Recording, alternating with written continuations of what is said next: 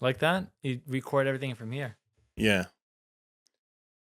Black Magic can't do that. Hold on, let me put some lip gloss. Oh, Jesus. My lips get dry very easily and Oh, my become God. white. I don't do that. Listen, yeah. All right. Got zero time. Yeah. You had all this time to get ready, and now No, you. I'm talking about Joe who said he has zero time. So Oh. he's kind of fucked. I'm ready. You ready? Okay. I don't even know how to start this, to be honest.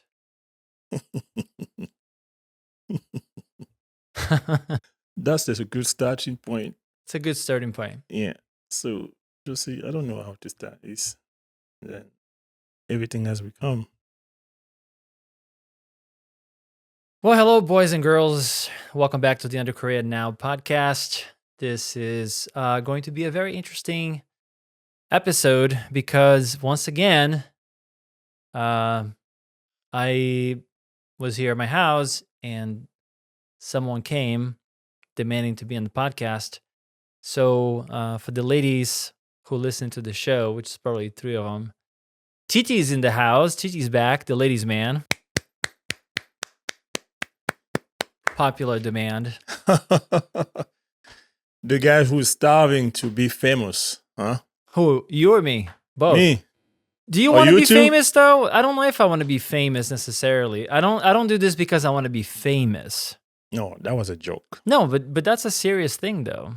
To be famous? To be famous. Would you like to be famous? Well, I only want the good side of fame. I always say it like that. I don't want the bad part of it because I don't think I can handle it, but it's just too much stress. One of my acting teachers used to say that, you know, if you wanted to be an actor, that's a calling. But if you wanted to be famous, that's a disease. Mm-hmm. You know, the need for fame. Yeah. That's not necessarily a positive, side of all this. Yeah. And you can see how people don't handle it well. Definitely.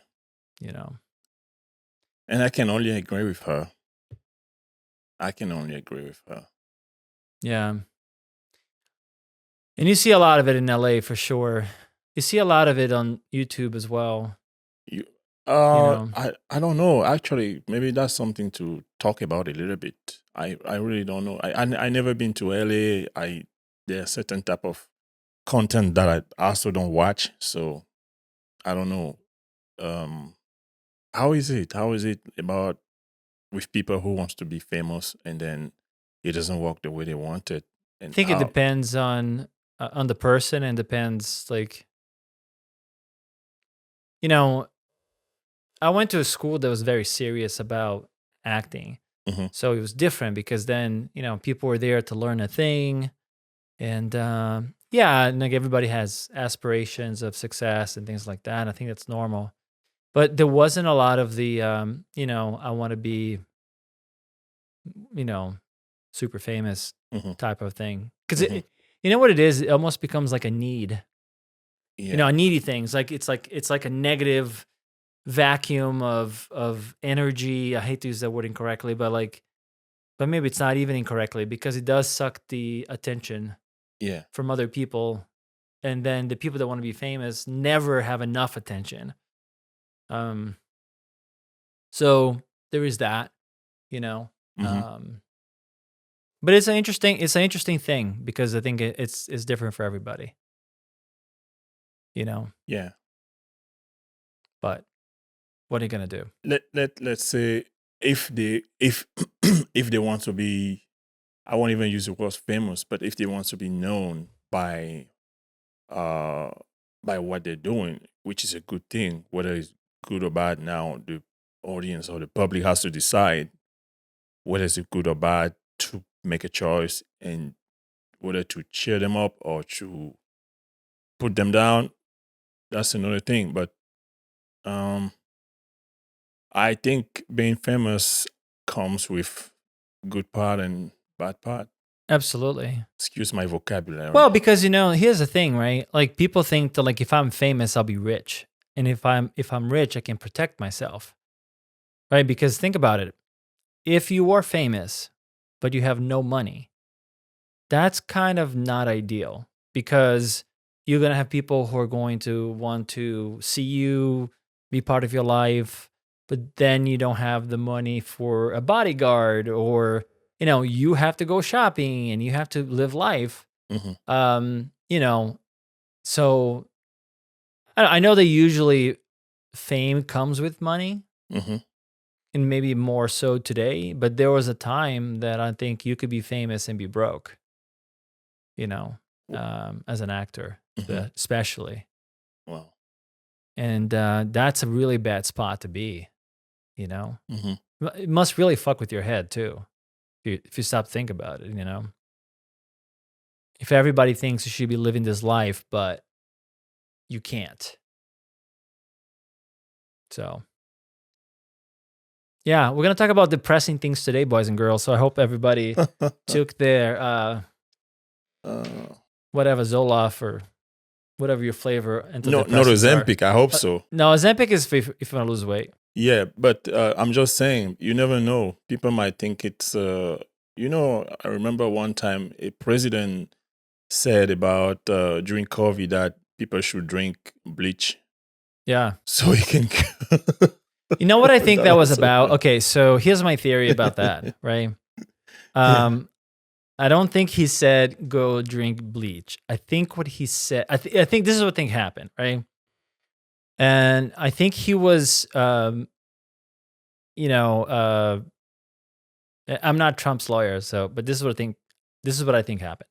Mhm. He was briefed on what people could potentially do Mhm. to, Get cured of COVID. well, not to get cured, but like to protect themselves a little bit, to be Mhm. clean or sanitary or whatever. He was briefed on that, but he half listened to it because there was something that was said about hydrochloric acid or something like that. Yeah. And he kind of like heard that halfway, and then he said chloride or whatever the hell he said, because I don't think he was listening to it, or and of course, like the media ran with that. The president's telling people to drink whatever. I don't think he ever said that exactly. The media will hate him. You have to be precise. Right? Yeah, and I'm not like I'm not a Trump guy. I hope he does well. I hope he fixes things. But I'm also not a I'm agnostic when it comes to politics. I kind of like see things, and I kind of don't believe in any. I don't believe in anybody. I kind of have to see what they do and how they act and Yeah. the plans they have. Yeah. I don't think any of these people are going to be the saviors of us. No. They're not going to be the saviors of the world. But some people think that, and they get very passionate about it. Which is not good. You can be very dangerous. Yeah. Yeah, extremely.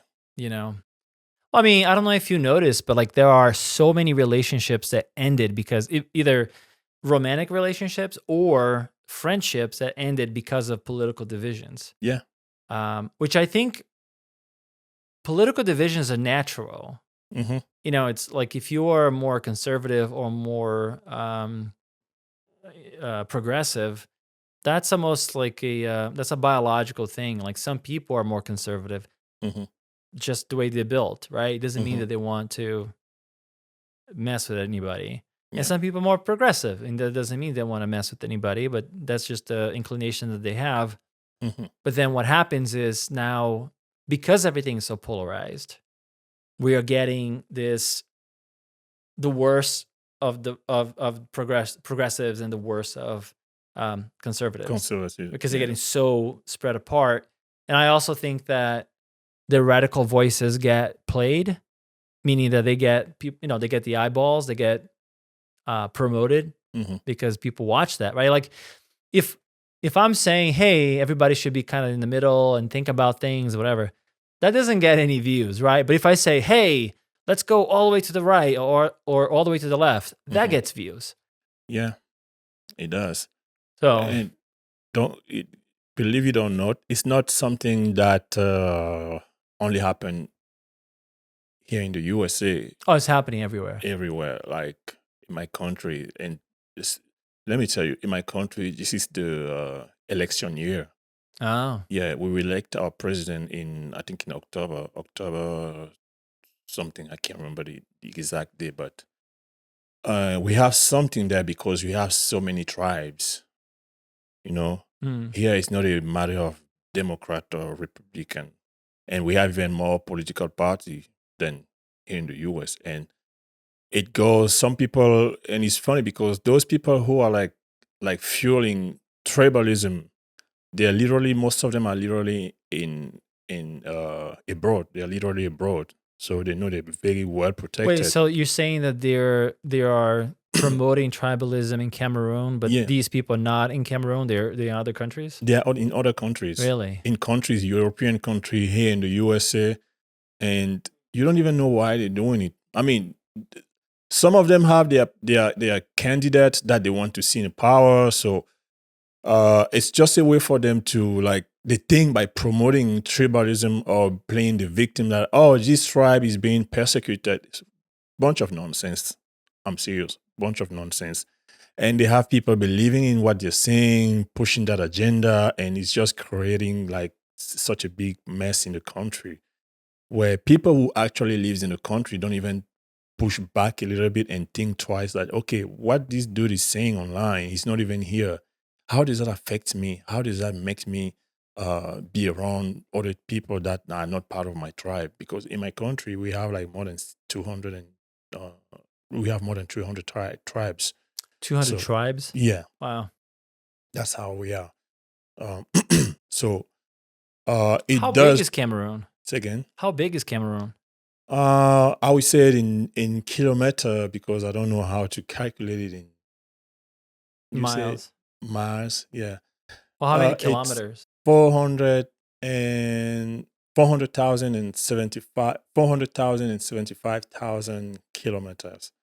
So if we have somebody who's watching, it can do the You do some math. calculation. Yeah. Yeah, that's so it's 400,000 by what? Yeah. 700,000? I know. Yeah. No, 475,000. Yeah, 475,000 kilometers. Square meters. Square kilometers. No, I don't know how. Dude, Yeah, square kilometer. you're supposed to know yes. In English, that system. my vocabulary in English is so little. Like No, I get it. I get it. have I to, get like, it. you know? But it's not a large country. It's not one of the larger countries in Africa, right? It's like No. Yeah. We're not. The largest country, I think it's where the Congo, Congo is where the there's largest. a war right now. Yeah. Yeah. Yeah. They've been the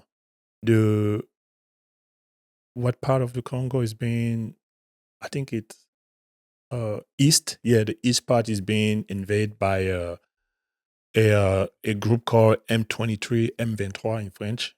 M23, yeah, and it's very bad. And the M23 is being financed by Rwanda.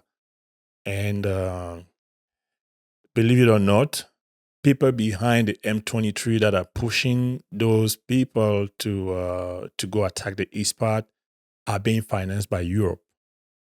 I'm saying it. It's not like it's a secret. It's not a secret. And they're doing it because that part of the Congo has so much wealth. It's such a rich part of the country with mineral resources, like stuff that Elon Musk, for example, uses here for his uh For the batteries in the yeah, for cars. the batteries, yeah. Well, the battery mining is a big problem because there's only so much lithium in the world, and we're digging it out to make batteries that don't last forever. Like the batteries themselves don't last forever. Yeah. So we are in the filmmaking space. DJI just came out with the RS4 Mini, which I actually really like. So it's basically like, I have the RS3, the gimbal, right? The DJI gimbal. Yeah. This is a smaller version of that. That actually has a camera built in for tracking only, which is awesome. Wow. I really like that idea. So it's kind of like your DJI Osmo 3 Pocket. Yeah. But it instead of just being that little camera that also tracks, it has this bigger gimbal has a independent camera that does the tracking, and then you can put your Sony FX3 or FX30, whatever, Interesting. on it, and then the camera records with autofocus and everything else, and then that thing has tracking. Oh, wow. Yeah. But the reason why I'm saying that is the problem with that is that the battery is built in. You can't take the battery out. Yeah. So, because with the RS3, you can buy, the grip is the battery, right? So you can buy multiple batteries, and then if the batteries die, which eventually they will, you just buy another one. Mhm. Well, the RS3 Mini, the battery is built in. So you know that at some point that thing is going to become trash, Mhm. or you're going to have to constantly be, plugged to a different battery that Yeah. makes the whole thing bulkier, harder to use. Yeah. So, and like Rode microphones, for example, we using Rode microphones right now.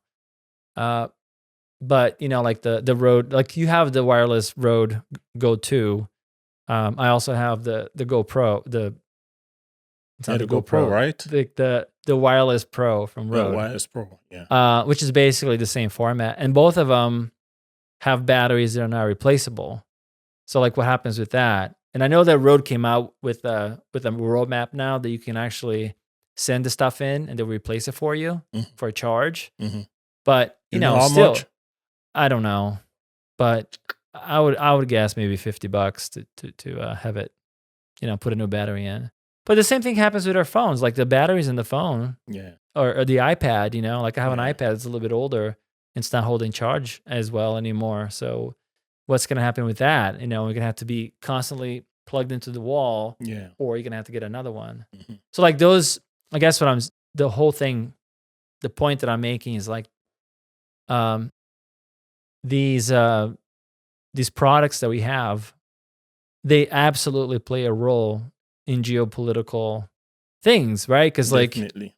that's why everybody wants that land. That's why these Yeah. people are killing each other, because they want to access They to have those access to, yeah, to those definitely. things that cost a lot of money. So yeah, it's amazing how sometimes the West will influence other places like Africa or South America but mostly Africa though, because there are so many resources there, like the lithium, I'm sure like the wood and everything else, gold, Yeah. you know. But there's something I don't understand, and maybe call me naive or whatever. I don't understand how when people are rich, they just want to be richer and richer, even if they have to like uh, uh see blood. Like they don't care about blood because They don't care it, about blood. yeah, like they even if they have to kill, Mm. you know, in order to get richer, to have what they to get what they want, they don't care that it can create whether a human crisis Hmm. or such of things. They really just don't care. Like there's a big war, like the M23. I'm telling you, man, it is really, really, really killing people, and it's very sad. Kids, adults, women, whoever. Nobody life should be taken for such of things. Like, No, and but that's you what I'm know saying. that, Maybe I'm just naive. I don't dude, know. this has been going on forever though. Um, so I wasn't even going to talk about this because it was the most traumatic in a way. But you know what I watched the other day? I watched a movie. I think it was directed by Steven Spielberg. Oh yeah. Um, Amistad. Have you ever seen this movie? What the name? Amistad. Mm-mm. Honestly, like, don't even watch it because it's so depressing and so sad. It's great because the movie ends in a quasi positive note. It Yeah. doesn't really end 100% positive. Like, they don't, because it's based on real life, right? Mm-hmm. These things actually supposedly happen. Mm-hmm. Um, Basically, it's like this guy who's like, he was kind of like a soldier. He wasn't really a soldier, but like in his tribe, he was pretty respected, and he gets captured in Africa, right? Mm-hmm. Which I thought was weird. That was the part that I thought was unbelievable. This dude is like super jacked and huge. Like this guy's not gonna go down easy, but whatever. I guess the point is that he got captured, right? They wanted to Yeah. show that he got captured, and they bring him to America as a slave, and in the ship when they bring him back, it is the most horrific thing, like horrific thing you can possibly imagine, right? Like to have men and have women there. Wait, that was during slavery or? Yeah, that was during Oh, slavery, okay. and they're bringing these people over, and they're like, a lot of them are dying in the way because the conditions are so horrible. There are kids Horrible. being Yeah. born, and the kids are dying. It is so hard to watch, so hard to watch, and I'm like literally I'm watching this, and I'm like, how can you? I don't know. I don't know. I don't know how you can consciously. uh, is it? I don't know. I don't know how anybody could have thought that was good. You know what I mean? Yeah. Oh, So it's you, like people have been doing this shit for a long time. You know what I mean? Like killing each other over lithium is nothing compared to what have been done? what have been done in the past. You Yeah. know what I mean? Oh. But yeah, hard to watch the movie. Yesterday I went to one of the actresses that I work with in my videos. She was in a play because I think this is the Black Month history. The black what do you Black call it? Month Black history. Month, Yeah, yeah. February. Yeah.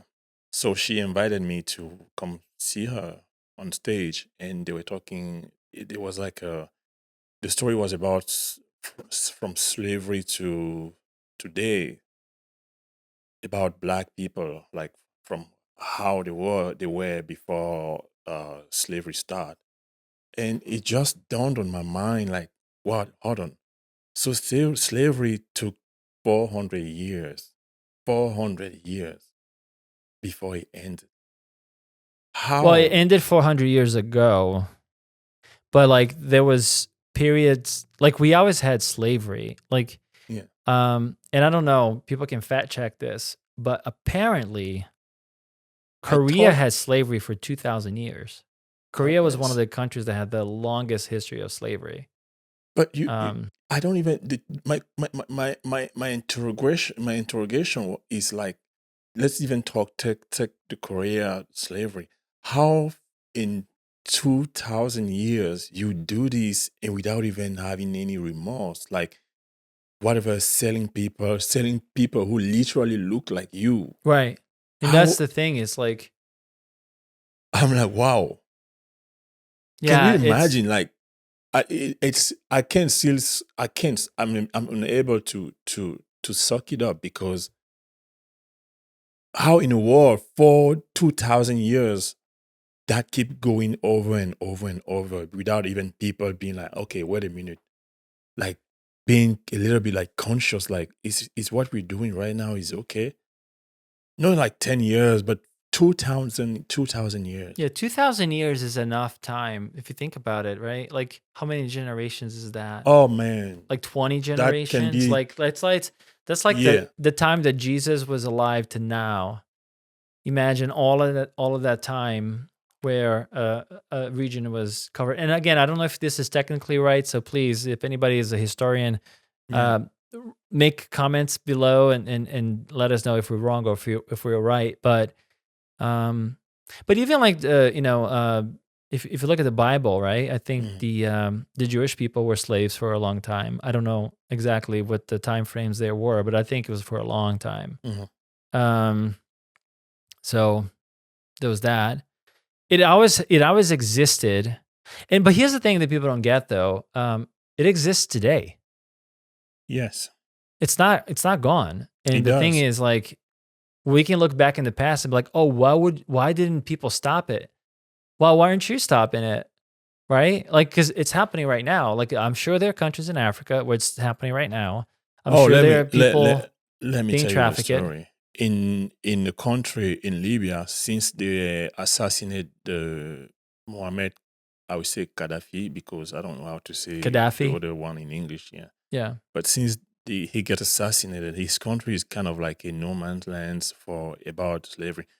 Like, y- not even just young people, but people from the Sahara who are trying to go to Europe by in the illegal way. Hmm. Yeah, sometimes they have to stop in this country upper north, who are like where they have to take these random uh boats, but Hmm. some of them can't make it and they get captured and they sell them to do whatever kind of things there. And this is another form of slavery. They receive any sort of mistreatment. And that's how I always say to my friend or people I know that, please, no matter how hard it is, don't try to go in such an adventure because you're not even sure to arrive. This is like gambling your own life. Oh yeah. I know that life conditions are not great in some of the countries in the Africa, but I don't think it's worth it to take such a risk. I wouldn't do it. Even when I was like literally broke, poor. It's not like I'm rich now, but at that time I was also a student. I couldn't take such a risk. Me and my late brother, we always used to say when seeing such of images on the TV or online, we were like, how people can be that dummy? Like they see how it's so risky, but they're still willing to take that risk and gambling their own life because quote unquote they're looking for a better future. And it just doesn't make any sense to me. And I will never encourage such a thing because I know how it can be. You can completely messed up your life, whether being sell or just even die from uh, sinking into the ocean and getting hit by whatever shark there. It's such a big risk. Like you're risking your life at least at 90%, and I can't take that type of risk. I just can't. I just can't. And and this is a small story. In 2015, I was in Germany for 2 weeks, and German people they gave me a 2 weeks visa, which was very funny. But once I was there for theater because my degree is in theater for children, and when I went Just back to home, clarify, he's saying theater, not terror. He oh, was there for theater. theater, Go ahead, theater. Okay, maybe I should say theater. Yeah. That I would feel more comfortable. Yeah. So I was going there for theater to do theater for children in a festival, and it was like they were doing like some sort of they call it young generation. Uh, how can I translate that? Anyway, it was like young generation. They want to see the young generation, how they what they have, what they can offer, to keep the theater for children existing. So yeah, after the festival was over, I went back home, and most of my friends were like, "Why did you come back here?" And I was like, "I came back here because I only have 2 weeks to be there, and it was over, so I should come back home." And they called me dummy because they thought if they had the same kind of opportunity, they wouldn't come back here. But the thing is, I don't want to gamble my life just because I'm abroad. Like being there, I was in masters. I was in masters one, that master one, and seeing the situation, like I have to live illegally, hide from the cop. I was looking around me. No, I can't live that kind of life. I just personally, I can't. I can't. For me, it's just too much stressful. If I don't have the proper document, I won't do it. I will stay in my country, no matter how hard it is. Maybe I have my brain. I mean, I can think. I have my own brain. I can think. I can do project. I can collaborate with people. It's not like so people are always can do better choice. Can yeah, they can have better choice, but sometimes they think taking this kind of risk will help them go faster. But I don't think it does. So yeah, slavery is still there. I don't know how we landed into me, but this is all was to talk about slavery. Well, I'm glad that I'm not glad, but it's interesting that you mentioned Germany. At the time that we were filming this, right? Hmm.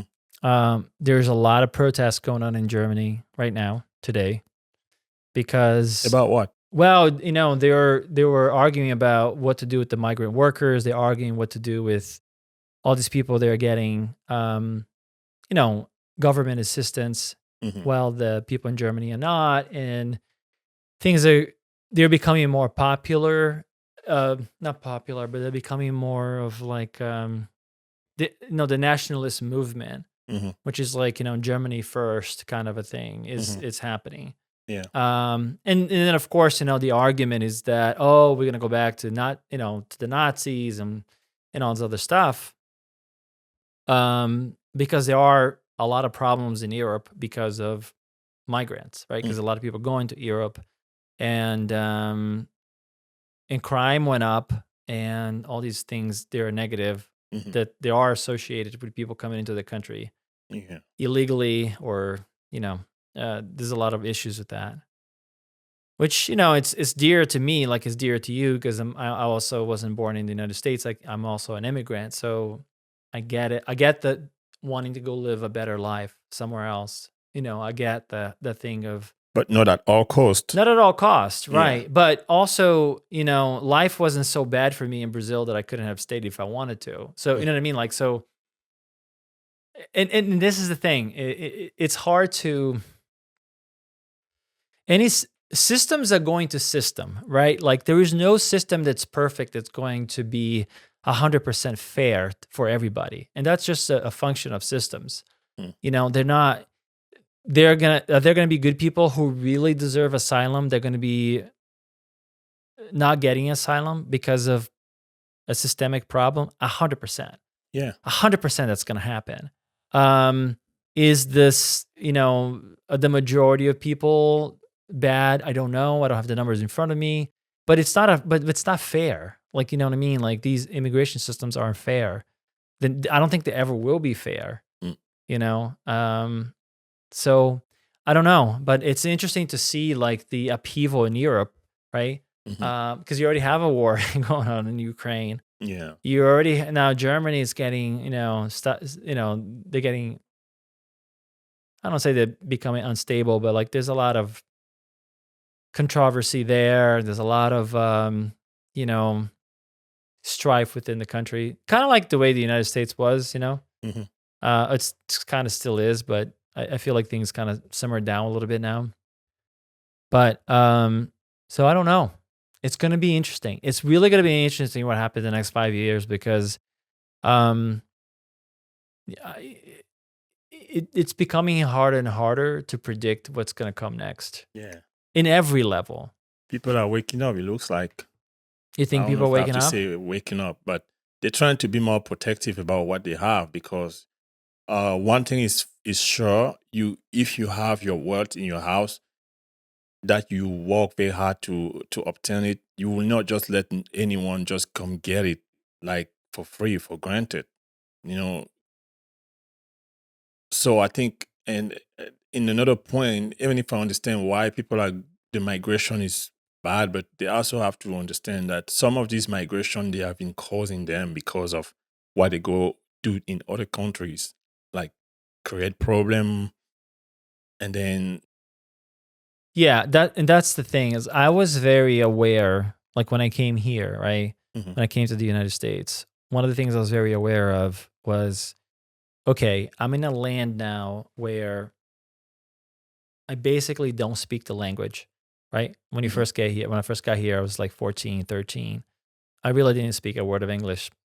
And it becomes very apparent very fast of your position and how you don't have any advantage, right? Because you can't speak the language. So my thing was like, I'm going to learn the language as fast as I possibly can. mhm.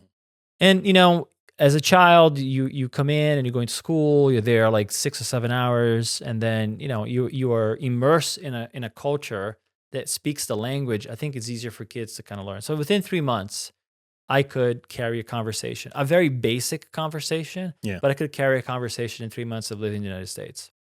That was one thing.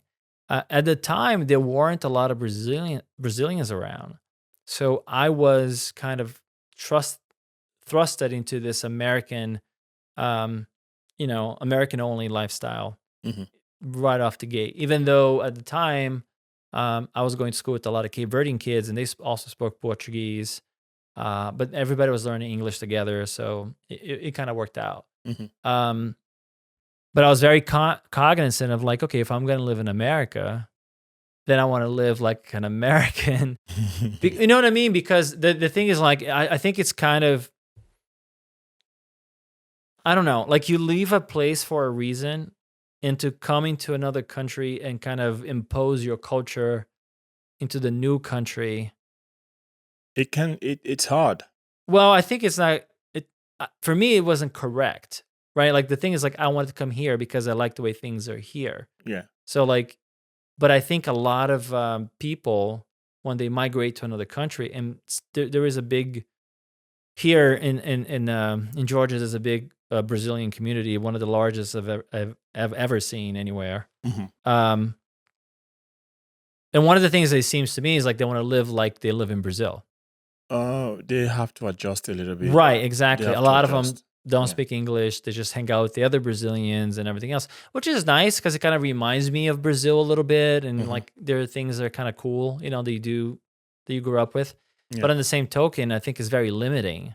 Hmm. Um, so it's not 100% bad. I think it's fine that you have culture from Yeah. other places. Yeah, but you also can understand them, and this also depends on how or you were when you come here. I'm talking in general, like Hmm. when somebody has to come to live abroad. Like if you came here, for you, for example, you came here, you were how old? 14 years old. Yeah, like You 13 to yeah, 14, right around that you range. kind of have a long way ahead of you to it could be very easier for you to adjust yourself and live the way American live Right. here If I came without. in when I was Yeah, 35, it would be a lot. It would be hard. yeah, Like it would be hard because very now hard. you Yeah. you grew up somewhere else. You have every piece of that culture that you carry. You grew up with in you.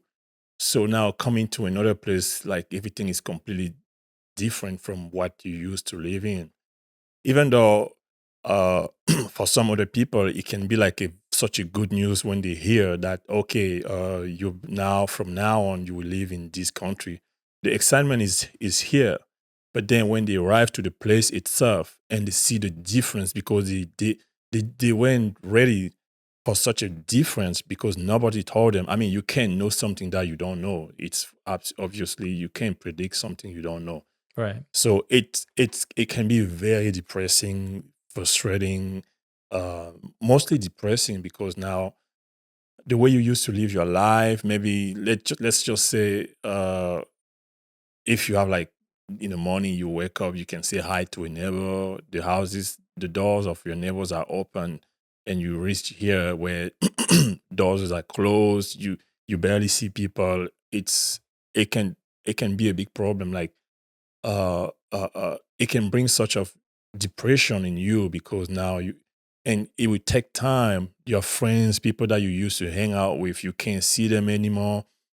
You don't even know these people, and they have such a different lifestyle. Man, it's just a lot. It's a It's just a lot. lot It's a when lot. you're And an adult coming yeah. to another country who doesn't share the same type of lifestyle or culture than what you used to be in when you have a certain age. So that's the Yeah. thing. I think that the point, I think that there's two things to what you said that they're very interesting. One of them is the loneliness and how that and the second thing is depression that it can potentially cause, right? And people don't really understand. I think depending on what kind of job you do and how you work, it can be very isolating, and that can be it's one of those things that it kind of kills you slowly, right? Because you don't go from like you're super happy one day and then the next day you're like, oh my god, this is awful. Usually it goes, it's like a slow decline. And I think if it messes up with your productivity, I think it messes up with your thinking process. Um, and then when like we talked about earlier today, when we were setting up, if people lose hope and they think there's no way out, that can be very dangerous. You know. So, but American culture is a little bit isolating.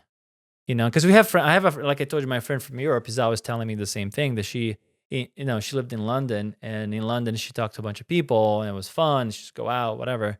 And then here, she lives in like a condominium, Yeah, subdivision type of thing, yeah, and there aren't that many people there to hang out with, even though there's like 200 houses in the condominium, yeah, the subdivision. So it's like you're surrounded by people, but you are still alone. yeah, And that's probably the worst feeling in the world, yeah. It you know? is. It is.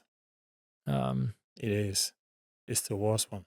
But the funny thing is that probably around that area, everybody has the same type of feeling, but they don't have. There's nothing that can connect them to be like to hang out sometime together, and that's what I don't get. Is it why? Because I'm wondering if it's because people are so much busy or life is just going in a very fast pace. No, I don't understand. I thought about that many times, and that even goes back to dating in a way, right? Like so many people looking for love, then why can't they find each other, right? If they're all looking for the same thing, you would think they're like, oh, they're looking for the same thing, they'll find each other and problem solved. I think that problem is created by a few things. First of all, when it comes to loneliness, right? Mhm. I think when it comes to loneliness, people think the problem is not the world, the problem is me, right? Like they don't necessarily think that it's not like you can call somebody and be like, "Hey Joe, I'm lonely. Are you lonely? Can we hang out?" Like that conversation usually doesn't happen. And I think because of the way American culture is, especially for men, like we don't call most men, like you and I call each other to say nothing at all. Like we call each other to just talk shit Yeah, sometimes, right? And laugh and make fun of whatever, yeah. right? Like we're not doing anything, we're just talking. Hmm. But, with your American friends sometimes, and I have American friends that I tell them like just call for no reason. You don't have to call for a reason. I know But like that. I think Americans are like, no, we have to call for a reason. We're gonna Yeah. call him because we need to do this and we need to do that. And I think that's a big problem because it's almost like if I have to reach out to you because I need you, there's something wrong with me, and there's like a shame that goes along with that that makes me not want to do. It makes me ashamed to even need to talk to you. Yeah. I think that's why that happens, and that translates into dating as well. Everybody's looking for love, but nobody wants to be vulnerable. Everybody, all these gurus are teaching people how to break up with the other person, Yeah. or how to get over the other person, or how to get revenge on the other person. Yeah. But nobody's teaching you how to stay with the person. You know Yeah. what I mean? Yeah. It's Nobody's always like teaching you that you're flawed if too. he does that or if she does that, do this because you're the prize. And it's just a nonsense battle that doesn't even have to exist. It's like it's so funny how the way I used to perceive love in countries like America, Europe. You know, film always sells such an image that if you're not, if you don't know anything about the place, you will just believe in anything you see. Like the way we saw in in movies, for example, how people can easily find loves. But being here, it's such interesting how you can literally spend an entire year even looking for the girlfriend or a partner and still not find nobody because I don't even know how that works. I can't tell you. In my country, it's you break up today, tomorrow, if you want, you can be in a new relationship. Literally, tomorrow, if you want, you can be in a new relationship. I think Brazil is similar in that way where people are more open. Yeah. And although, again, I'm talking, I never went back to Brazil. So, I'm talking about the things I watch Hmm. and the Brazilian people that I see here. But because I have more friends who are Brazilian now, TikTok, not TikTok because I don't have that, but like the Instagram Hmm. or Facebook will show me reels from Brazil. Hmm. And I'm starting to see similar things, even similar podcasts to American podcasts Hmm. or reels that teaching people about relationships and things like that. I think is becoming more of a problem in Brazil as well. They copy those podcasts from here. Yeah, exactly. They copy everything from here. But you want to know The- something though that's interesting? I was talking to an American friend of mine the other day, and we're talking about the divorce rate. Mhm. And he lives in Orange County in California. Mhm. And he was saying that the divorce rate in Orange County in California is 75%, Wow. right? So it's like if you bought a car that had a 75% failure rate, Wow. you would sue the company, right? If Ford sold a car that fails 75% of the time, that would be like a huge lawsuit. Um, the divorce rate in Brazil is 21%. Wow. Okay, that's So, and I would even good. consider that like different parts of Brazil have an even lower divorce rate. Yeah. Like the cities probably have higher divorce rates, Yeah. and the countryside way lower than Barely have 20%. it. Yeah. I think it's beautiful. I see it sometimes, and our friend Adriana was telling me a story about this couple that she knows. They're going through some rough stuff right now, like really rough stuff, Mhm. and they're just together. They're in it together, and That's it. I think about that sometimes, like, man, these people have nothing, and they're in it together. And sometimes, like, I see American couples where the guy loses a job or Oh, somebody gets sick, and that's the end of it that's because it the gets end of it. hard and nobody wants to deal with it. But that's Um, not the meaning of love or marriage. right. Even when you go in front of the mayor or whoever celebrate marriage here, they say for the best and worst, if I do the right translation. Yeah, it's for better, for worse, in Exactly. sickness and in health. Exactly. So So that's the thing that I think the reason why a lot of guys, including myself, kind of shied away from marriage. It's because of that. It's because the vows almost don't mean anything, right? Because it's so easy to break away from it. mhm. Um, there's almost no penalty for, Yeah. if you want to break away from it, other than financial burden. Usually on the man, there's financial burden. Mhm. So then why do it? Right? Like, why would you want to get into a contract that it has no bearing? Like anybody can break it at Mhm. any given point. Because the thing is, like, I would imagine if you were married, and I was married for a very short period of time, but I was a child when I was, but like it should be forever. Yeah. It should be like you want to get out of it, but you can't. Yeah. And unless there is like physical abuse, right, or something very serious, Yeah. then it shouldn't even be a question. If it's the thing that you two are not getting along, well, then get along. Yeah. If one of you is unhappy, well, too bad. That's the deal that you made, right? Or don't make the deal. Be single. Mhm. Date forever. Because that's the other thing too. My parents who were together for 17 years, they were never legally married. They were going to get legally married when my father passed away.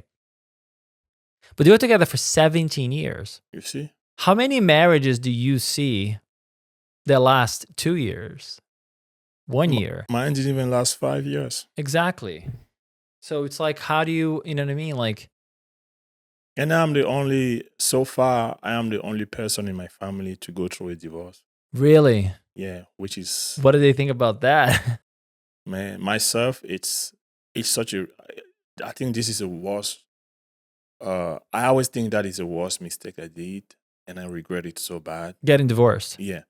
Even though I didn't ask for it, but I still think we could have probably worked because the time when my wife said that maybe we should just divorce, I think at that moment, think things were going good, better, but I don't know. I don't know. But I really regret saying yes. Until today, I still have that's a huge regret because when I look how my people in my family live, it's not like the couple life is perfect, but you just have to go through everything, whether it's good or bad. But again, I also feel like in this country or maybe in Western countries, the divorce is such a culture. It's like, okay, things are not good anymore. Bye. Let's just split. But in my country, it's not the case. Even though I've heard that we're getting into that point, and I don't know why. I've been there out now for 7 years, but it's it's unfortunate to divorce because I think no matter how hard it is, if you truly, truly, truly love each other. I mean, I understand that you can truly love each other and still go through a divorce, but I think you can find a way how to stick together because I'm always so happy to hear, maybe talk to whoever in the street, and then he tell me or she tell me that, okay, I'm married for 30 years. I'm like, wow, I thought I envy you so bad. It's just, I'm like proud of the person. And I, at the same time, I'm such envious about what they're telling me because I couldn't reach that level, but I was hoping to reach that level, but I didn't. You know, it's funny. There's this guy who's like super famous on YouTube, Alex Hormozy, super rich dude. Also, you know, he said something one time that's interesting that I never thought about it this way. He says a lot of, you know, very wise things, but Hmm. he said that you should put in effort and spend time and energy to find a wife, because that's going to be the most influential person in your life, right? And he actually went through, you know, through the argument about whether or not you should do online dating. And he says, well, you should do online dating because you have a larger pool of people, Hmm. right? That Yeah. you can test out and you can go through it very quickly. So, in other words, you can know within 2 dates, this is not the right person for me because the values are different, the criteria is different, and no good, right? Yeah. And then you never meet these people. You wouldn't meet that many people, let's say in a course of 3 months. So I Hmm. think he mentioned something like, and I could be completely butchering this, but if you spend 6 months, right, and find the right person and go through online dating, it's gonna be grueling. It's gonna suck. You're gonna, you know, kiss a lot of frogs and whatever. But if you go through the process and you spend 6 months doing that, and you find the person that you're gonna be for together for the next 50 years, then it's worth it. But then you have to also go in with a very clear mindset saying, these are the values that I need to have so that both of us can grow.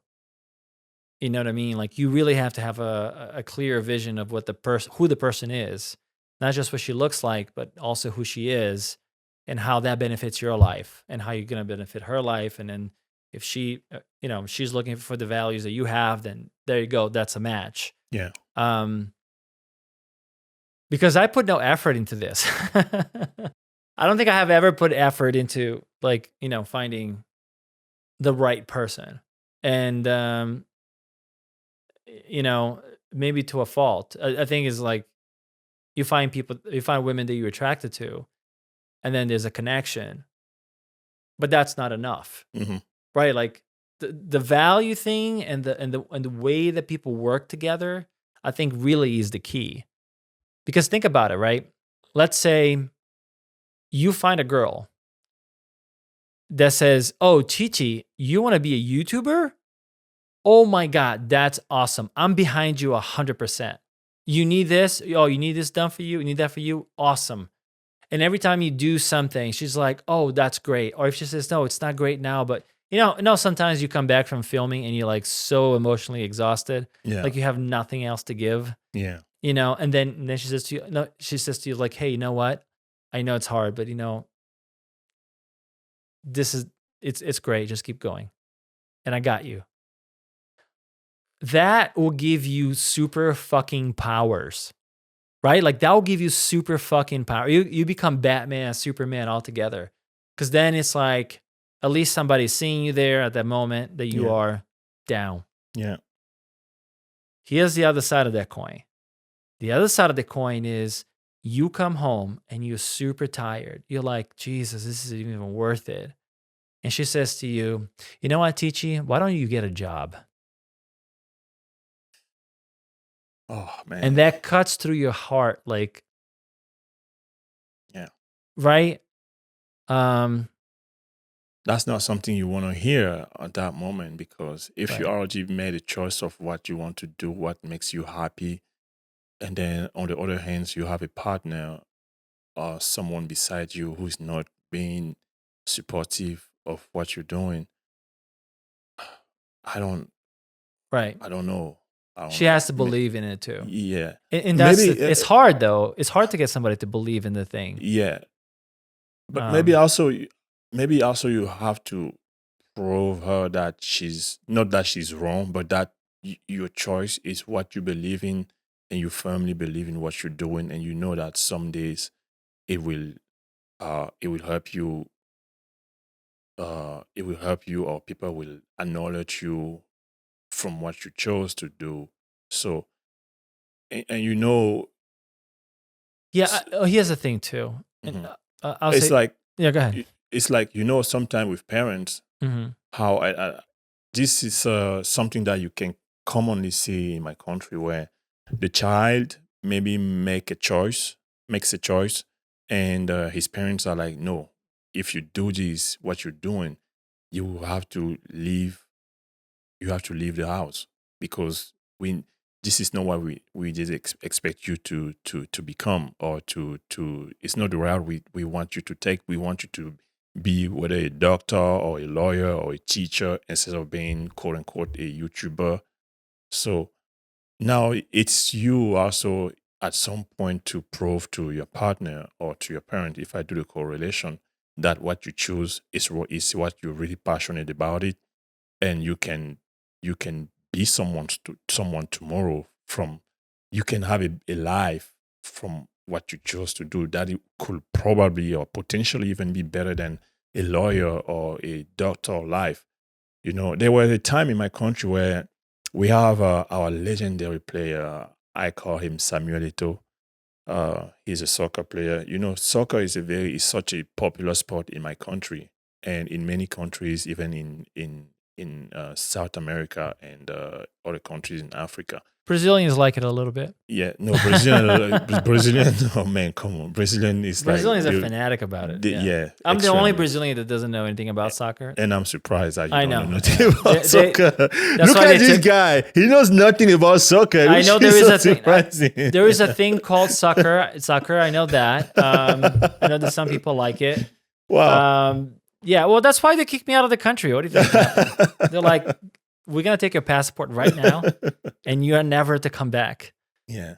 Um, So what I was saying was that time when our legend, because he's a legend in my country, and in many places he's a legend, not just in my country. He's a worldwide legend. So that time when he was really on his brighter, at his top, at his best, every parent want the kids to play soccer right.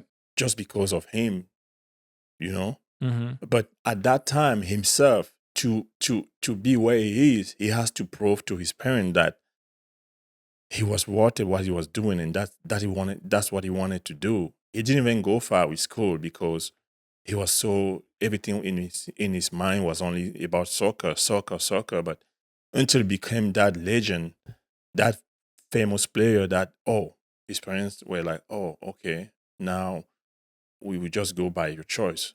And how that's also did impact or influence other parents, seeing the goal he reached, and now they want their child to do the same thing, even though maybe the child uh didn't want to choose that path. But so it's sometimes just this is sort of just to say that sometimes you have to, if we come back to the relationship, you have to maybe prove to, not even maybe, you have to prove to your partner, you have to bring her to believe in what you're doing. That's what I would say. You have to really bring her, make her believe what you're doing, and trust you, even though it will be very hard, because nothing is just uh life is like a roller coaster. So do what you do. There will be some bad moment and then some glorious moment until you reach the goal of what you're trying to achieve. So, but you really have to convince your wife, no matter what she said. And most of the time, and not all women, don't get me wrong, uh, have bad mouth. So they might say something that would frustrate you or upset you, and you think that maybe she's not the right person for you. But also she also wants to remember. She also wants just to see you win. She wants to see you earn money so that you're able to take care of the family. I know here in America the structure of family is a little bit is different from my country, but in my country, it's the man who's supposed to take care of the family most of the time. In most families, that's how it works. The woman can literally stay home and just take care of the house, of the children, and that's her job. And yeah, but the difference is there. So she wants you to be able to take care of the family, and and that's why she when she sees that maybe you're not winning instantly, instantly or Instantaneously. instantaneously, she get frustrated and she's afraid that uh you might not make it. And women most of the time loves Right. They'll security. exactly. Yeah. The negative emotions are higher. So that's the thing, and that's the reason why when there's a whatever something happen, uh most of the time they will say, I can't live with you anymore, or whatever, I'm done, or whatever. If you get broke like suddenly, or you have a disease that cannot get cured, or whatever, they will sometime Well, or most of the okay. So time. there's a lot of.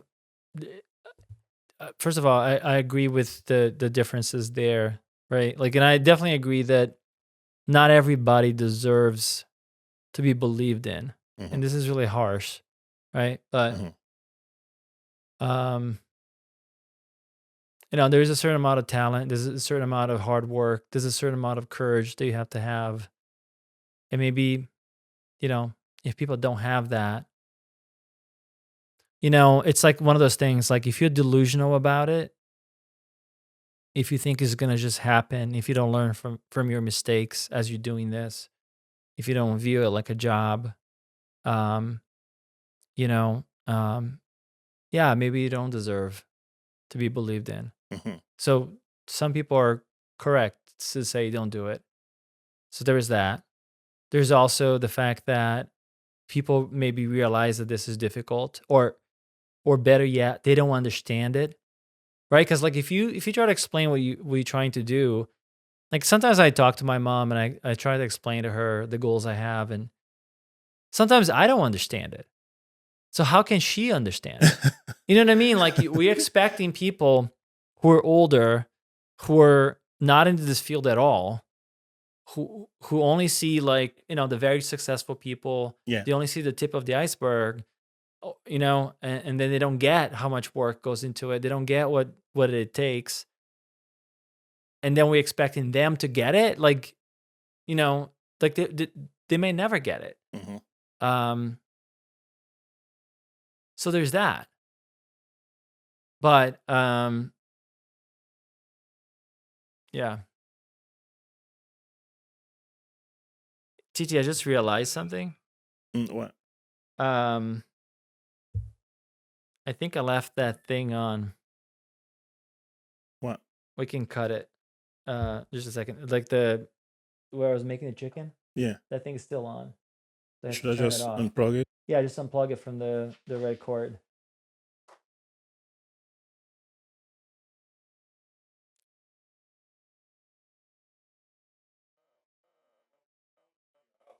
Yeah, it's the second time I do that too. Just when you about to leave, huh? Yeah, well, that's good. Burn the motherfucker down as you're getting out. Oh man. um, but anyways, maybe we'll leave that on. That'll be funny.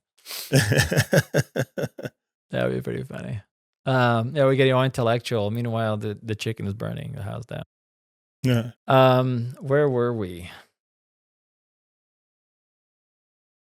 Yeah, so it's hard for people to get what they don't get, and then we want support from them. Where for them it's just like, but again, for them it's just a dream. But then again, we'll go back to the thing where it's like, if you're going to be in this field and you're gonna have a girlfriend or a boyfriend, whatever, Hmm. um, the non-negotiable part should be, does this person support me? And does that become a superpower Yeah. versus this person doesn't support this at all? Or even worse, the person's a little bit jealous of you. Yeah. Because I think that happens a lot, you know? Um, and then it becomes that internal resistance that's just strong enough to fucking destroy your progress. But you know how I will see it? I will see it in another way. If I have somebody, let's say, I have somebody who doesn't support me. Um, Now, again, we have to do a little bit of a difference here. Is she still with me? Does she still live with me like a partner or a girlfriend or a wife is supposed to live with her boyfriend slash husband, whatever partner? Is she still doing it? Because if she's not supporting me just for that, but the rest of everything else is okay, I will prove her wrong. This will be for me, it will be the fuel to make me go and prove her Mm. that she was wrong not to believe in me or not supporting me. Not like laugh at her, but just like internally, it will it will you It say will fuel. Yeah, fuel it will me. feel Yeah. like your It will drive to go fuel do me it to even go put the foot in a in the in the gas. gas Yeah. and be like, you will see. You know, You know? that's a really good point though, because if you are the kind of person, and maybe this is we all should become this type of person that takes negative energy. I hate to use that term incorrectly, but takes the negativity, okay, of other people, and you Yeah. can use that as fuel. You Yeah. become unstoppable because you're gonna have a lot more negativity than you're gonna have positivity. Yeah. That's why the people who support you are so precious in your Definitely. life, Yeah. right? Because I think there is a point. I don't know if, again, I don't know if you're through this journey, there are going to be days that you are more tender, right? There are going to be days that Hmm. you're like you're at the breaking point. Yeah. And then, you know, and that's the day that like a comment from somebody can really make a difference, Hmm. you know? Absolutely. Um, and then if that wrong person is there just to twist a knife just a little bit that day, it's enough to make somebody quit Yeah. or, you know what I mean? Hmm. So, yeah, I guess all that to say that maybe people should be alone until they find the right person. And maybe finding the right person is more important than any of us give, any of us realize, because Hmm. that can be like the make it or break it, Yeah. for a lot of people. So, Yeah. But again, it comes to the point where you have to strongly believe in what you're doing. Because once you strongly believe in what you're doing, nobody else can break you down. Not even the person you share your life with. That's what I think. So it has to all start with yourself, like what you believe within you to I will use the word again that is so hard, fuel yourself or cheer yourself up, not giving up. Because at some point in this life, everybody has a doubt moment, a doubting moment in his life. Even the president who is in the power now, who in the TV always looks such of like a confident person and all of that. I'm sure in his life he had some doubtful moment where he was like, "Wow, is what I'm doing right now is even what I'm supposed to do? Or maybe should I just give up because I'm not seeing any way where I can go out?" So I think this will happen starting within in yourself.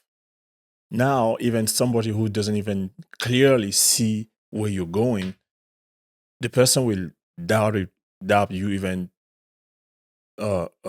twice.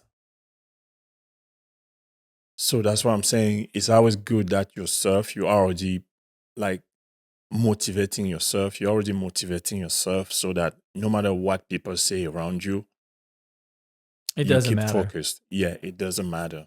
Yeah. And I think, Unless you said, okay, I'm done with you because I don't know what you're doing. Fuck off. well, Okay, I would at that never point, see. This is the thing. Like, I wouldn't, if the person, if the woman, is not on board. Like, she doesn't have to be an actress. She doesn't have to be in the art or anything, our field, Yeah. our field or anything like that. Yeah. I think it's more of like,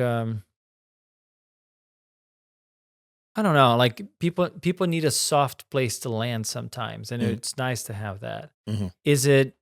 No, we can go without it, absolutely. But it's nice if you have like a soft place to land or somebody to bounce ideas off. It's really nice to have somebody on your team though, because I Yeah. remember being in a relationship that wasn't necessarily good. Especially towards the end, it was horrific. But there was a period there that, with the good and the bad, at least I felt that, oh, I got somebody on my team. You know what I mean? It's not just me; it's me and her against the world, Yeah. kind of a thing. Um, and again, it was more like bouncing an idea, or she would do things in the house, so I don't have to worry about that. I can focus on other things while she's doing other things too. Mhm. You know what I mean? Mhm. So I find that to be incredibly helpful. Yeah.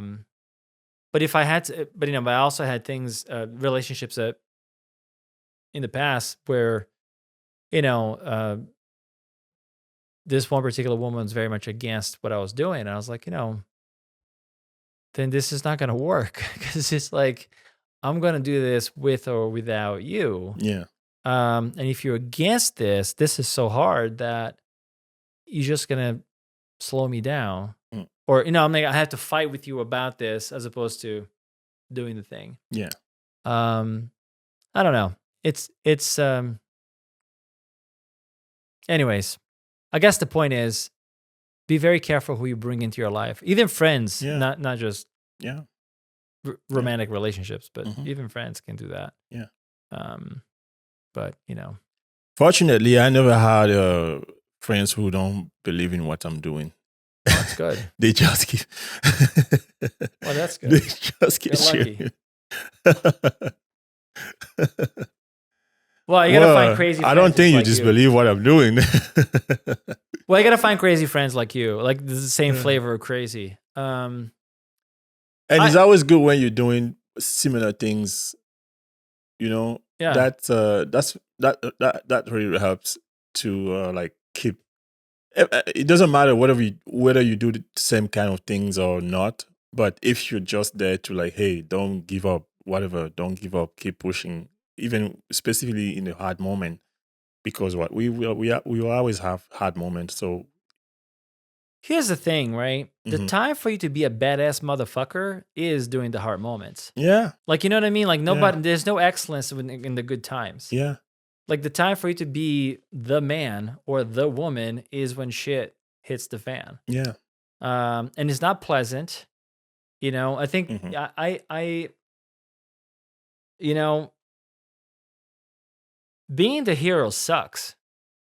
Like, if you're the hero of the story, Mhm. you're gonna get beat up. You're gonna Mhm. go through bad shit. You know Yeah, what I mean? So if you decide to embark in a life of meaning, you're going to get some adversity. There yeah, is no way around that, right? There's gonna be some form of adversity. There's gonna be lessons that you have to learn, and then you can't get to the next level until you learn the lessons. yeah. Like, I'm literally talking about this shit for, I hope it helps people who listen to this, but I'm also saying it to myself. Mhm. You know what I mean? So, um, I don't know. This particular episode is it's the end of an era because it's the last episode in this location. Oh yeah. Um, and like we talked about it a little bit earlier today, it's a little bit of a bittersweet. Have you found in a new location yet? Yeah. Oh, good. I mean, Perfect. based, yeah, but if something else comes up, it's not, and nothing is 100% finalized, but we're not going to be here. We're either going to one place or another place. This Yeah. place this is the last podcast that we're going to film here. Okay. Which, for people that don't know, this is the crazy thing about it. Like, TT and I are in the same room. But because of the physics of this room here, we actually don't even see each other. We're talking to the camera, but we're not talking to each other. So I don't see TT at all. Yeah. I see TT through the monitor, right? He doesn't see me at all because I have monitors in front of me and all kinds of stuff. Yeah.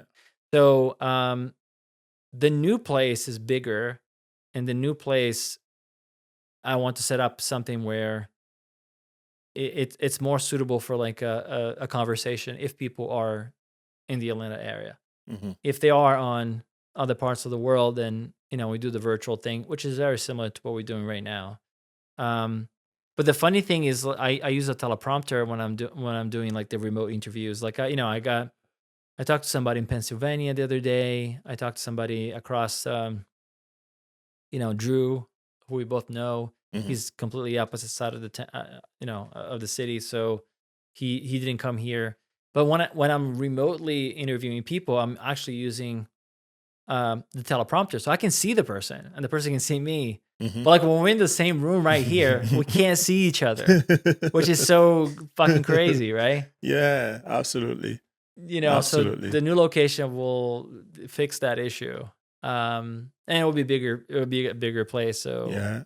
we'll have multiple setups for different things as the podcast grows and the other channel kind of gets revitalized because it's basically not doing anything at the moment. I do want to go back to the other channel because I think there's value in that too.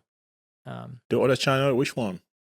Andre Correa now. Oh, I always, you know what I think about that. I know you channel. think about it. Yeah, the thing with me, here's the thing. Do you know what my biggest problem is? I'll tell you my biggest problem is. You probably already know this. I do. Yeah. Yeah, but the audience needs to know. Thanks, buddy. Thanks for throwing me under the bus. Perfectionism. Can't even say the word. It's such a killer. Because I want things to be the way I want them to be, which means that things take longer to make. And I think a lot of the times, the name of the game is to create a relationship with the audience. That's probably more vital than the quality of what we're doing. And again, I could be wrong about that. But I think in a way, having the relationship with the audience is the most important thing. That's more important than the but like the other channel is more narrative. I want to make it more narrative, but I also quickly realized the limitations of that. I say this all the time. Sometimes it's like you have to do things based on where you are in life, not where you wish you were in life. And a lot of the times it's like, yeah, we could spend 6 months to make a video, and we could make a video in a month. Mm-hmm. And the 6-month video, maybe it's not going to perform better. Yeah. Maybe it will. It's always a gamble. And it's always a gamble. Frankly, and I'm sure you know exactly my how I think. Seeing what I'm doing right now, people might probably think that, oh, this guy doesn't know what he's doing. But I know exactly what I'm doing. It's just, and I know exactly what are the obstacles in front of me. But now the question is, do I wait for 6 months to have the perfect product and then not even have a chance to have the recognition that it's supposed to have? Or do I just keep going, not making it perfect, but at least feeling like I'm moving? And maybe some days when I will have the perfect team, now we will build together and have the perfect product. What do I choose? I think I would choose the second option. Yeah, and here's the other thing too. Like, when I started to do the documentary stuff, that made me a better filmmaker. And then when I started doing YouTube stuff, that made me a better presenter. Like, even if you look at the first video I've ever made versus now, right? It's a lot better now, and the later videos I made was a lot better. I don't think I was ever like happy with any of the videos I made. You know what I mean? I wasn't like, oh my God, this is so amazing. I'm so great. I have nothing else to learn. Like, that never happened. I don't think it will ever happen. You just have to get a little bit better. You have to grow a little bit. Yeah, one after another, one step after another. Right. It's one of those things though that like you have to take a leap of faith in a way. I am older than you. How much older? How old are you? 33. 33. Were you ashamed of saying that? 33 is a good number. That's, all the messiahs, they die at 33.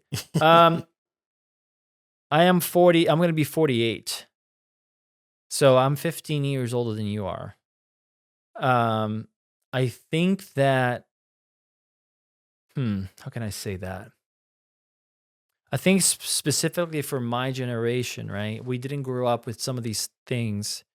So these, I can only speak for myself. And some of them may seem like they're not even real, right? Like the fact that I can talk to a camera that I bought, and now we're going to broadcast this to the world potentially to see, although I'm sure not a lot of people are going to watch it, but potentially for anybody in the world to see. It's bananas, right? But we're doing it. So in a way, I think it's like, and again, I'm having my own, I'm talking to myself here, but like you have to kind of stop with your own limiting beliefs, and you have to stop with, with being impatient about things, because this potentially can take a while. It can be faster too. It depends, I think, of how quickly we learn. And that's the things, like, I don't think I know what I'm doing, right? I think there's a lot for me to learn, and I just gotta, like you keep saying, I just have to fucking do it. So That's it. I think this is a good Keep place to going. spot. This is a good place to stop. What do you think? Oh, yeah.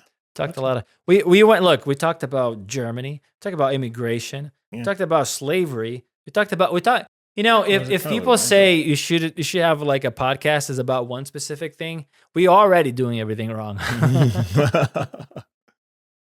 But probably there might be people interested in just any type of talk where there's nothing specific to talk about, but to just talk about different things that happen in the world or different life experience or problem, whatever that has like a meaning. Or and again, the only thing is I'm not sitting here being like a guru, and I know for a fact that you're not sitting there being like a guru giving advice to people on what they're supposed to do in their relationship. But it's also that sometimes you just talk things that you go through or the experience or what you see, and then maybe some people might think that what we are talking about is interesting, and maybe have an ear and listen. I don't know.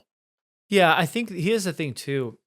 If I had to narrow down what the podcast is about, I just thought about this. The podcast is about interesting ideas or people that like to think. I think that's that's who the podcast is for. And again, it goes against all the marketing advice that people are giving, right? Which I get it, because I tell my clients the same things. Like, you have to be very narrowed at first, right? Because you're not going to reach everybody. You can't be everything for everyone. You have to be one thing, and then that thing grows. Like, for example, Andre Correa Now is a show about filmmaking and the craft behind it and the technology to make it all possible. That's what that's for. And that's why I was like, if I do a podcast, the people who are interested in cameras and filmmaking and things like that, and have their more wacky, version of me, which is so much fun to do, and the sci-fi stuff that we want to introduce to that, like, they're not going to be interested in the podcast necessarily. It's a whole different crowd. It'd be great if they like both, but they may not, and the people that like this could care less about a Sony FX30. So that's why I segmented it a little bit. And also, in a way, I almost think that although the other channel could potentially be more profitable faster, I think this has overall faster potential growth. So Yeah. I don't know. The thing is, this is the podcast that's not going to give you answers, but it's going to give you a lot of good questions. Probably. It's better to give people questions than answer. Exactly. It's Right? going to make you think. It's not going to tell you what to think. Yeah. People need to think, because I feel like with the social media era, people are getting dumber and dumber. Yeah, they're getting they're getting bombarded with this is how you should think, as opposed to what about this question? Yeah. You think about it. Yeah. And that's why I don't listen to most of the time podcasts, specifically whatever kind of social content it is that they're trying to tell you what to do in your life. Because I'm like, my life is my life. Your life is your life. I have to experience whatever you're saying that is not bad or is good. I have to experience it myself because we don't have the same path. We don't have the same thinking process. We don't have the same critical thinking. We have none of that. It can be similar, but it's not the same completely. So why should I listen to what you're saying to me? I need to live my own experience of whatever you're saying. That don't do that because and in my channel, I had a concept that I was developing. I actually have to revive it. I call that concept when you listen to Guru. And why? It's because I had this girl that I was dating, and then I am from Cameroon, she's from here, and she talked to me about how African people think bad about African American. Well, you said that last time you were here. Oh, I don't know if probably, you remember yeah. that. You actually said that towards the Yeah. end too. I just like to So say obviously that story. bothered you quite a bit. Yeah, it did because I'm like, what are you talking about? I'm literally here with you. Did I say anything bad to you about African American or even yourself? No. So why are you generalizing, doing a general, how do you say generalization? Generalizing, yeah. Yeah. Why are you doing that? Yeah. The experience you have with me is not the same experience with whoever, I don't know where you Well, that's listen the to this thing problem with the online. fucking internet. Is that the thing is Huh? like they will, and this is the problem with the whole system is that if you let's say you're a Republican, right? Yeah. Um, all you're going to get fed in in all of the apps that you have on your phone is Republican content and how the other side is bad. Mm-hmm. And the more radical that is, the more views they get. Mm-hmm. So that's a system that promotes that. So, like, say this girl has this opinion, right, of people from Africa. She heard that from other places. She didn't just come up with that herself, right? Like, she heard Yeah, that from someplace. she heard online. She heard it online, She right? heard So, online. and she probably heard it multiple times, and Mhm. whatever. So now that spills into her personal life Yeah. and fucks up her personal life. Like, I'm not kidding. Like, the amount of people that I've talked to recently who said to me, "Oh, I don't talk to this person anymore because he's a Trump guy." It's Or so dumb. it's crazy to me. "Oh, I don't talk to this person because he's a liberal." So It's what? dumb. It's your so family dumb. member. Like, that should matter more than which side of the aisle or how they think things should be solved. Because, you know, there was a video that I watched today that made such a good point. It's like everybody, most people are good and they want to solve a problem. They want people to be okay. They want things to be nice. Like they want the betterment of humanity. Mhm. How you get to that betterment of humanity is the problem, because the left and the right have completely different views on how to get there. Right? Like one of them is more conservative, the other one is more progressive. Mhm. This girl made a really good point. I wish I knew her name. Her channel is growing up quite a bit, is blowing up, and she deserves it because she presents things in a very, very nice way. Mhm. But she's saying if you forget about if you discard the solution to a problem, the problem comes back. Mhm. Right? So when the idea of like, let's dismantle society, well, all of the problems that society cures comes back. Like tribes, war, all this stuff comes back. Yeah. If you dismantle the things that conservatives want to maintain, right? Because conservatives want to keep things the way they are. Mhm. They want things be okay for most people, but the way that they see, to do that is to maintain things as they are. Mhm. And people who are more progressive are like, if we just change things, things will get better. Mhm. So like the dance between the two is, I think, the magic, right? Because you can argue that, conservatives are not ever going to change anything because they think that the path to a good life is to maintain things as they are. Mm-hmm. That's not always true. And, perfect example is slavery, right? Yeah. Like, do you want to conserve that? No. That's a bad idea. Absolutely. You know what I mean? So people who are progressive wanted to abolish that. And that was great. Mm-hmm. Right? But, if you abolish everything, then we have other problems. Yeah, we have other problems. So it's like, it's a balance. It should be a debate. Yes. It should be a conversation. It should be, hey, we want the best for everybody. How do we fix this?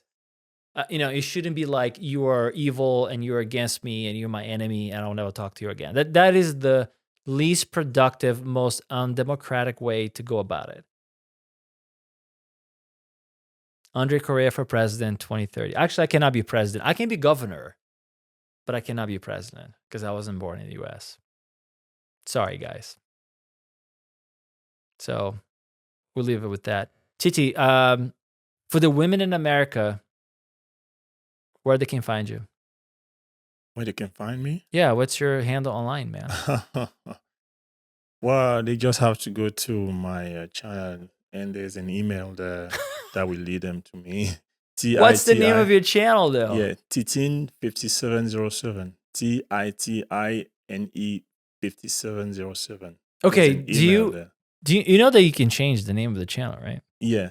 Do you ever think about changing the name of the channel to something that's less hard? Yeah, a little bit easier to remember. I just thought that was the easiest way. With the numbers and everything? The numbers comes with the channel now. So that's not me. Is your name like kind of like a common name? Like my name is kind of common in Brazil. There's a lot of Andre Correas in Brazil. The Titin is actually the combination of my name, Titi and Jombe. Oh. So I took Titi and then I added N and E, Jombe. It starts with N and then it ends with E. So I combined those two and I added them to Titi, which makes Titin now. Okay. So yeah, I was trying to. I just want to make sure that people find you, man. Definitely, and I appreciate it. Okay. So I thought it would be so easy to find me through that name. Or maybe I will see. Maybe next time I will change.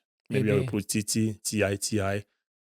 But I bet a lot of people have that name already. So on social media, on YouTube, maybe, I don't know. I'll see. So. Well, anyways, end of an era. We'll see everybody at the new location next time. Pretty much anyone can make, not anyone, but like if you have the knowledge and skill set, anyone can make a really solid feature. Whether it gets seen, I think is, the part two that's just tough. There's just so much, I want to say noise, but like competition is the best way I can phrase it. And that's where for me as a filmmaker that's still independent, like it feels very overwhelming. I'm like, okay, because I know independent directors particularly that have made more than one feature at this point and their careers aren't made, that's not what they do for a whole time.